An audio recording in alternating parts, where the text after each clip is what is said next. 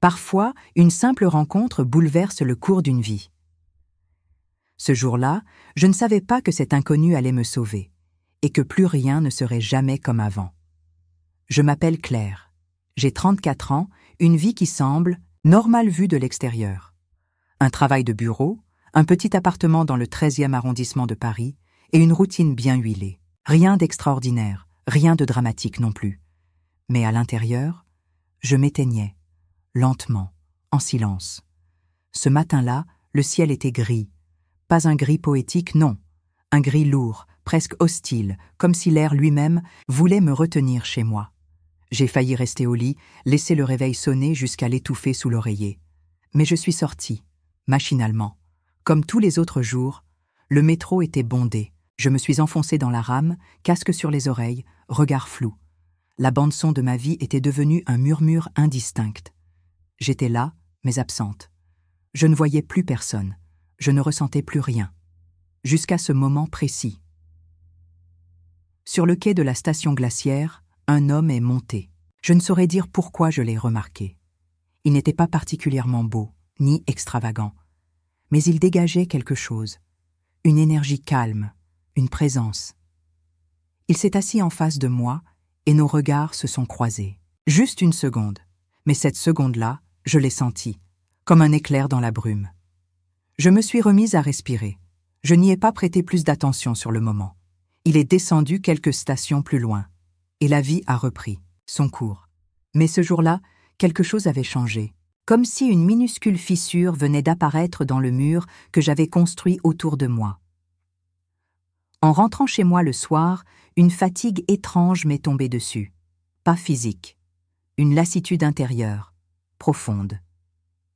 J'ai regardé mon reflet dans le miroir de la salle de bain et j'ai à peine reconnu la femme en face de moi.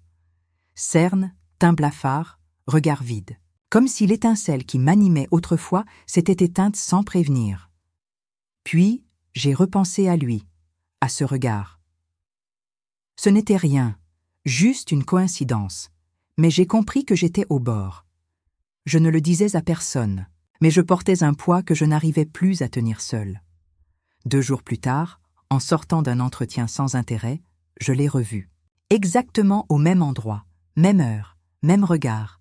Il m'a souri, et cette fois, je lui ai souri aussi. C'est ainsi que tout a commencé, par un hasard, par un regard, par un sourire. Et je n'avais encore aucune idée que cet homme allait, littéralement, me sauver la vie. Il s'appelait Julien.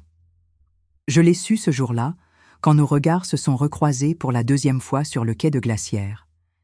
Il s'est approché, avec cette même douceur tranquille dans le regard, et d'une voix posée, il a dit « On dirait qu'on partage les mêmes trajets ». J'ai souri, un peu surprise de moi-même. Je n'avais pas parlé à un inconnu depuis des mois, peut-être même des années, si je suis honnête. Il y avait toujours une distance entre moi et les autres. Une barrière invisible, née de blessures trop anciennes et de silences trop lourds, mais avec lui... Je ne sais pas, quelque chose s'effaçait. On a parlé de tout, de rien. Il m'a demandé ce que je faisais dans la vie, et j'ai répondu, vaguement, « Je travaille dans une agence ». Je n'avais pas envie de parler de mes journées vides, de mon bureau sans âme, de ses collègues qui ne connaissaient même pas mon prénom. Et lui, il n'a pas insisté. Il m'a juste écouté, vraiment écouté, sans chercher à combler les silences, sans jugement. Je me suis rendu compte que je respirais mieux à ses côtés, que le poids que je portais devenait soudain un peu moins lourd. On s'est revus le lendemain, puis le surlendemain, toujours par hasard, mais de plus en plus volontairement. Nos conversations s'allongeaient. On marchait parfois ensemble jusqu'à la sortie du métro, où on s'asseyait à un café juste pour prolonger le moment. C'était simple, naturel, presque trop facile. Et pourtant, je restais méfiante. La dernière fois que j'avais baissé ma garde, j'y avais laissé une partie de moi. Une histoire ancienne. Une trahison dont je ne parlais plus, même à moi-même. Depuis, j'avais érigé un mur, solide, haut, étanche. Mais Julien, il ne le détruisait pas. Il ne forçait rien. Il se contentait d'être là, de me regarder comme si j'étais visible. Tu sais, quand tu passes des années à te sentir transparente, le simple fait qu'on te voit, vraiment, c'est bouleversant. Un soir, alors qu'on marchait dans les rues du quartier latin, il a dit quelque chose qui m'a frappée. Tu sais, Claire, il y a des gens qu'on croise et qui ne laissent aucune trace, et puis d'autres qui s'impriment en toi sans que tu comprennes pourquoi. J'ai senti un frisson me traverser. Pas de peur, de reconnaissance. Il avait mis des mots sur ce que je n'osais pas penser, que cette rencontre n'avait rien d'ordinaire. Qu'elle venait réveiller quelque chose que je croyais perdu, mais je résistais encore. J'étais comme une porte entr'ouverte, pas prête à m'ouvrir entièrement, mais incapable de se refermer. Les jours passaient et sa présence devenait un repère. Une lumière douce dans ma brume. Je ne lui disais rien de mes angoisses, de mes insomnies, de mes idées noires. Mais il les sentait. Je le voyais dans sa façon de me parler, de m'observer, de m'offrir des silences qui ne demandaient rien. Un soir, alors que je rentrais chez moi après une journée particulièrement lourde, j'ai eu une crise. Une de celles que je cachais, toujours. Oppression, sueur froide, pensées qui tournent en boucle, comme une spirale sans fin. Le genre de moment où tu te dis que ce serait peut-être plus simple si tout s'arrêtait. J'ai eu le réflexe de sortir mon téléphone. Je ne savais même pas pourquoi. J'ai ouvert mes contacts et j'ai tapé son prénom. Julien. Je n'avais jamais osé l'appeler. Mais ce soir-là, mes doigts ont composé son numéro comme s'il savait que je ne pouvais pas affronter. Ça seul, il a décroché à la première sonnerie. Claire, je n'ai rien dit, juste un souffle. Et ce souffle a suffi. Il a compris. Je suis là. Dis-moi où tu es. J'arrive. Il ne m'a pas posé de questions. Il n'a pas cherché à comprendre. Il est venu. Et ce soir-là, pour la première fois, quelqu'un m'a vu tomber et ne m'a pas laissé seul par terre. Julien est arrivé devant chez moi moins de 20 minutes après mon appel. Il n'a pas posé de questions. Il ne m'a pas demandé ce qui n'allait pas. Il s'est juste assis à côté de moi, sur le sol de mon salon, comme si c'était la chose la plus naturelle du monde. Et pendant un long moment, on est resté là, silencieux. C'était étrange. Ce silence n'était pas vide, il était plein, plein de sa présence, plein de cette certitude qu'il ne partirait pas. J'ai pleuré, sans bruit, des larmes lentes, épaisses, comme si mon corps évacuait enfin ce qu'il retenait depuis des années. Et lui, il m'a tendu un mouchoir. Pas un mot de trop, pas de geste brusque. Juste sa main, posée sur la mienne, avec cette chaleur qui disait « Je suis là et je reste ». Quand je me suis calmée, il m'a regardée avec une douceur rare. Et j'ai su que je pouvais parler. Alors j'ai parlé. De tout. De ce que je n'avais jamais dit à personne. De mon père, qui avait disparu du jour au lendemain, quand j'étais enfant. De ma mère, tombée dans une dépression si profonde que j'avais dû m'occuper d'elle à 12 ans, alors que moi-même je ne comprenais pas ce qui se passait. De mes années à me battre pour paraître forte, alors que je me sentais en morceaux à l'intérieur. Je lui ai parlé de l'homme que j'avais aimé, qui avait promis d'être là, et qui était parti quand la dépression m'avait rattrapé. De cette sensation de ne jamais mériter qu'on reste. De ce poids, de solitude que j'avais appris à porter comme un sac invisible accroché à mon dos. Et plus je parlais, plus je me sentais légère. Comme si chaque mot arrachait un petit morceau de douleur enfoui. Julien ne m'a pas interrompu. Il ne m'a pas jugé. Il a simplement été là, attentif, présent. Je crois que c'est ça, le plus fort. Il ne cherchait pas à réparer. Il acceptait. Quand j'ai terminé, il a pris une longue inspiration. Puis il m'a raconté son histoire à lui. Il avait perdu son frère aîné dans un accident de voiture. Un drame brutal, injuste, qui avait tout renversé dans sa famille. Depuis, il vivait avec une sorte de culpabilité diffuse, celle d'être encore là. Il m'a dit que lui aussi avait connu ce sentiment d'abandon, ce besoin de se construire, malgré les ruines. Et ce qu'il a ajouté m'a bouleversée. Peut-être que c'est pour ça que je t'ai vu, parce que je connais ce regard. Je sais ce que c'est, quand on ne sait plus comment continuer. On a passé la nuit à parler. jusqu'à ce que le ciel devienne pâle et que le silence de la ville se brise sous les premiers tramways du matin. Il n'a pas dormi. Il est resté là, à veiller sur moi, comme une sentinelle tranquille. Et moi, je me suis endormie. Paisiblement. Pour la première fois depuis des mois. Le lendemain, tout semblait un peu différent. Pas miraculeusement résolu, non, mais apaisé. Comme si le fait d'avoir enfin parlé avait ouvert une brèche, une petite fenêtre vers autre chose. Vers la possibilité que la douleur ne soit pas une prison à perpétuité. Les jours suivants, Julien est resté présent, discret mais constant. Il ne me poussait pas à aller mieux, il m'accompagnait. Et moi, je recommençais à sortir, à marcher, à ressentir. Des choses simples, le vent sur ma peau, l'odeur du pain chaud dans la rue, le goût du café au matin, ces détails que la dépression efface, revenait doucement. Je lui ai dit un soir, « Tu n'as pas peur ? De moi ? De ce que je vis ?» Il m'a regardé droit dans les yeux. « Non, parce que je ne vois pas ta douleur comme un défaut. Je la vois comme une partie de ton courage. Je n'ai rien répondu, je n'ai pas pu. Les mots se sont coincés dans ma gorge, mais ce qu'il venait de dire, ça m'a marqué au fer. C'est ce soir-là que j'ai compris. Ce n'était pas un simple hasard. Julien était entré dans ma vie comme une réponse muette à un appel que je n'avais jamais formulé à voix haute, et il était en train de me sauver. Sans grand geste, sans promesse, juste, en restant. Le printemps s'est installé doucement sur Paris. Les arbres du parc Montsouris ont commencé à fleurir, les journées s'étiraient plus longtemps, et dans les rues, les passants souriaient un peu plus. Moi aussi, je recommençais à sourire. Pas encore tous les jours, pas toujours spontanément, mais le mouvement était là.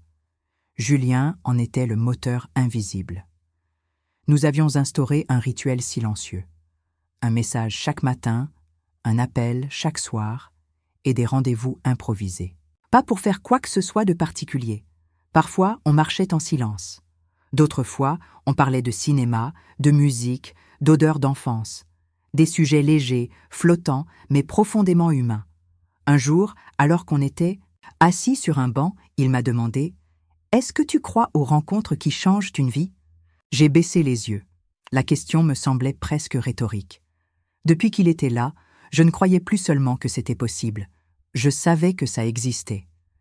Mais ce que je ne lui avais pas encore dit, c'est que, malgré toute cette lumière qu'il apportait, j'avais encore une pièce verrouillée au fond de moi.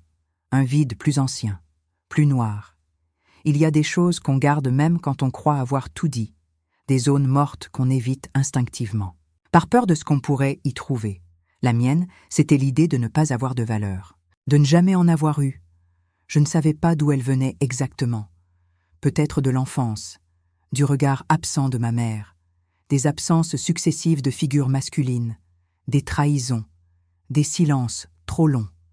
C'était comme une graine, plantée très tôt. Une graine qui avait germé dans l'ombre. Julien, sans le savoir, m'approchait de cette pièce verrouillée.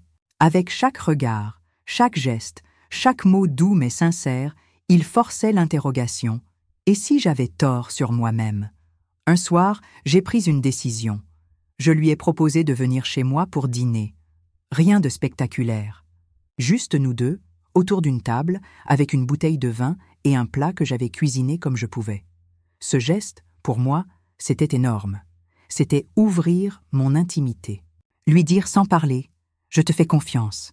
Il est arrivé avec un bouquet de fleurs des champs, un sourire dans les yeux, et cette façon de m'observer comme si j'étais unique. J'ai tremblé, pas de peur, d'émotion, parce que c'était réel, parce qu'il était là et que je n'avais pas besoin de me cacher. Le repas était simple, on a ri, beaucoup. Et pour la première fois depuis longtemps, j'ai eu l'impression que mon appartement respirait, qu'il était habité, d'autre chose que mes pensées sombres. Quand il est parti, il m'a regardé longuement sur le pas de la porte. « Tu sais que je suis fière de toi ?» ?»« Fière de quoi ?» j'ai murmuré. « De tout ce que tu es.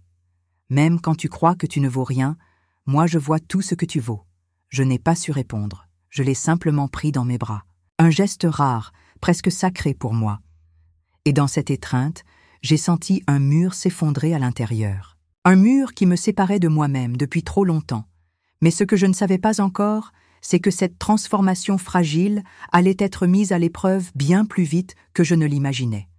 Car parfois, la vie, dans son étrange logique, nous teste juste au moment où l'on commence à guérir. Et ce test, il est arrivé le lendemain. J'ai reçu un appel de l'hôpital de la Pitié-Salpêtrière. Julien avait eu un accident. Quand l'hôpital m'a appelé, j'ai d'abord cru à une erreur. Julien? Un accident? Le sol s'est dérobé sous mes pieds. J'ai raccroché sans même poser de questions, j'ai attrapé mon manteau, mes clés, et j'ai couru jusqu'à la station. Chaque minute du trajet m'a semblé durer une éternité. Mon cœur battait si fort que j'avais l'impression d'entendre ses battements dans mes tempes. À l'accueil, on m'a orienté vers le service des urgences. Il avait été renversé par un conducteur distrait à la sortie d'un passage, piéton. Trauma crânien léger, côte fêlée, contusions multiples. Mais il était conscient, vivant. Mon souffle est revenu, en même temps que les larmes. Quand j'ai poussé la porte de sa chambre, il m'a souri. Ce sourire, même affaibli, même marqué par la douleur, il avait gardé cette lumière. Ce quelque chose de paisible, presque rassurant. « Désolé de t'avoir inquiété », murmura-t-il, la voix rauque. Je me suis assise à côté de lui, j'ai pris sa main, et cette fois, c'est moi qui ai veillé. Durant les jours suivants, je suis venue chaque jour à l'hôpital. Je lui lisais des livres, je lui parlais de tout, de rien. On riait, on se regardait longtemps sans rien dire. Et dans ces silences, je sentais une évidence grandir. Je n'étais plus la même. Cette peur constante, ce vide intérieur. Ils avaient reculé. Parce qu'ils m'avaient appris à ne plus me fuir, parce qu'ils m'avaient regardé comme personne ne l'avait fait avant.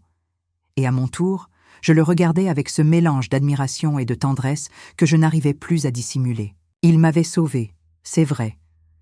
Mais plus que ça, il m'avait rendu à moi-même. Un après-midi, alors qu'il dormait, j'ai marché dans les couloirs blancs de l'hôpital. Tout était silencieux, lent. Je me suis assise seule dans une salle d'attente vide. Et là, j'ai pleuré. Mais c'était différent cette fois. Ce n'était pas la peur, ni la tristesse. C'était un trop-plein d'émotions. J'avais l'impression d'être vivante, entière. Et c'est là que j'ai compris. Ce que je ressentais pour Julien n'était pas juste de la reconnaissance. C'était de l'amour. Un amour lent, profond, construit sur des silences partagés et des blessures respectées. Il est sorti de l'hôpital une semaine plus tard. Je l'ai ramené chez moi. Il a dormi sur mon canapé les premiers jours, puis dans mon lit. Pas comme un couple qui précipite les choses. Non, comme deux âmes qui avaient compris qu'elles pouvaient cohabiter, se protéger, se réparer l'une l'autre. Les mois ont passé. L'été est arrivé. Et avec lui, une forme de paix. Un soir d'août, alors qu'on regardait le ciel depuis les toits d'un immeuble, Julien a glissé sa main dans la mienne. Tu sais, ce jour dans le métro, je n'étais pas bien, moi non plus. J'étais en train de sombrer doucement. Et puis je t'ai vu. Je ne sais pas pourquoi, mais j'ai eu envie de rester debout, juste pour pouvoir te parler encore. J'ai tourné la tête vers lui. Alors, tu ne m'as pas seulement sauvée. Il m'a regardé, longuement. Non, on s'est sauvés, ensemble. Et c'est à ce moment-là que j'ai compris que parfois, les rencontres les plus importantes ne font pas de bruit. Elles arrivent discrètement, comme un battement de cœur. Et elles changent tout. Julien n'a pas seulement été l'homme qui a tendu la main quand je sombrais. Il a été celui qui m'a appris à me relever seul. Il a été la preuve vivante que les blessures peuvent devenir des ponts, que les silences peuvent devenir des refuges, et que l'amour, le vrai, commence souvent là où les mots s'arrêtent. Alors non. Ce n'était pas un hasard. C'était un rendez-vous. Et je l'ai honoré.